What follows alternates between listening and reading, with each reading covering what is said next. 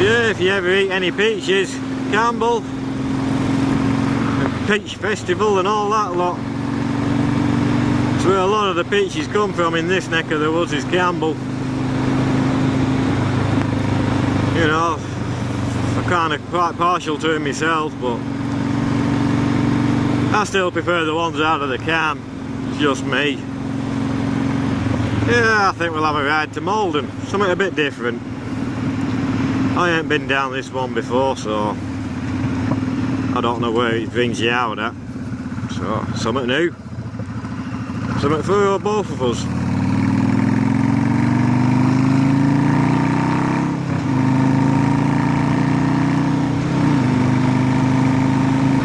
I finally got used to the heel shift on the bike. Been a whole lot different ball game getting used to that. Yeah, I've always had toe shift, and I don't know if I've mentioned it before on another vlog or whether I cut it out or not, so you know. Like I say, I've always had toe shift, used to riding bikes with a toe shift. This is the first one that's had the heel shift and floorboards.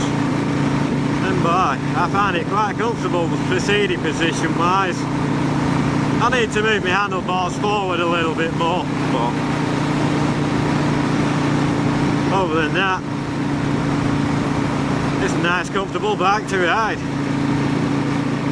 Weight wise, it took a little bit of getting used to. Once you got used to it, it's pretty nimble, throw it all over the place.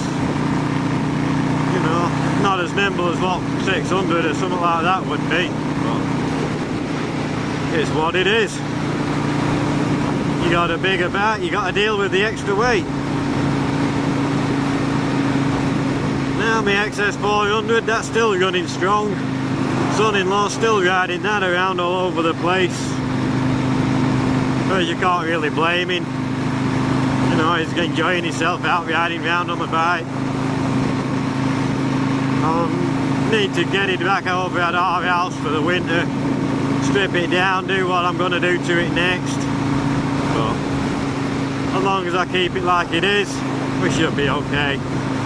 Nothing majorly gone wrong with it as far as I know. Or if there has, he's not said anything, and if I do find out, you know, I'll just take it away from him. He ain't gonna kill that bike. Well, yeah, it's been a nice ride, a nice cool breeze at the moment. I'm hoping we ain't gonna run into a storm, but he ain't never know. There's a little bit something different for you all. I'm starting to hit these roads that I ain't never been down before. Kind of exploring a little bit. You know, I've just never had any reason to come down this one. I know it takes you to Malden. I always take a different route getting to Malden. You know, I never come this way before. So, we'll just go and see where it takes us to. Unless I see a shiny object outside of the road. Ooh, what's down there? Let's go see and investigate. Or I might decide, well, we'll come back and hit that one another day. But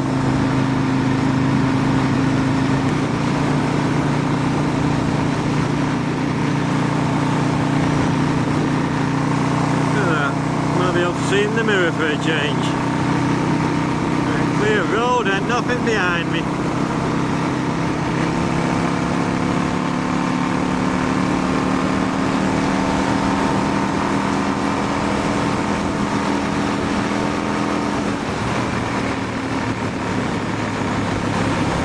The cobwebs out of the bike a little bit.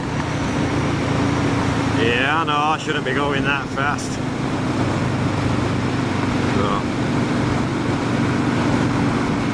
had to clear the cobwebs out. It's been a week since I've been able to be out on the bike.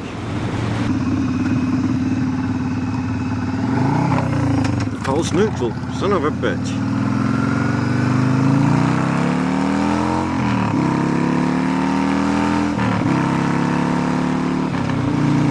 Could have been bad.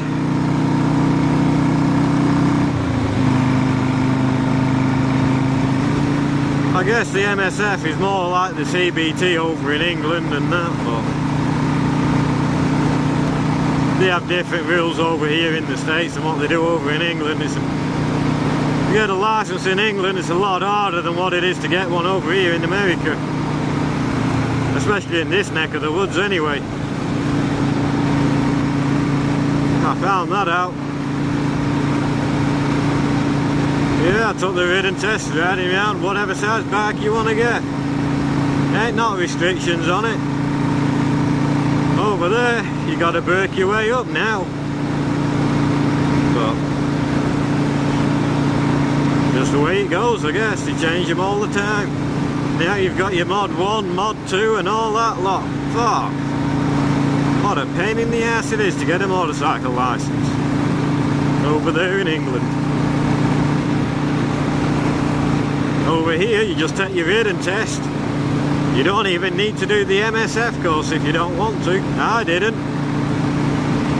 I rode around on a permit for a while, and when I had time to go up the license and, you know, take my test for the riding part of it, all I had to do were 4 different things. We weave in and out of some cones, emergency stop, emergency swerve, sure I can get around an object if it pulls out on you, and make sure I can do a right hand turn without putting my feet down.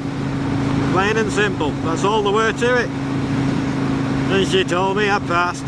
Saying no fucking shit. I can't believe how they do the mock tests over here and that. Same thing for driving a car. You know, it's a lot easier for a lot of people on the road. Now what I see, they wouldn't even pass the test if they were over in England. They hardly go through anything with them all. Over in England you at least probably get 15 to 20 hours behind the wheel of a car with a driving instructor and that before you even take your driving test, and that's only if you're ready to take it. But you know, and there's a lot more things you got to do. Driving over here, it's a totally different ball game. Well, I was surprised my daughter passed the driving test, the one that had a baby. Oh, she scares the shit out of me when she's driving. It gives you nightmares, I tell you. How she passed her test, I don't know. She did driver's ed at school and all that lot. I wouldn't teach her to drive until she acted fucking sensible. But anyway, fucking mother went around my back, told her behind my back and all that lot. I wanted her to go through everything, turning the rolls, using forward and reverse gears. You name it, I wanted her to do it. Fuck no, they didn't do it. She still can't reverse. She has a hard time backing out of a damn driveway, let alone trying to turn a car around middle of a road. Last time she did it, she ran off into the ditch. I had to pull her out. Oh, nightmare, I'm telling you. That's one kid who shouldn't be driving on the road. But it is what it is. She passed the test and that, so I can't do anything about it.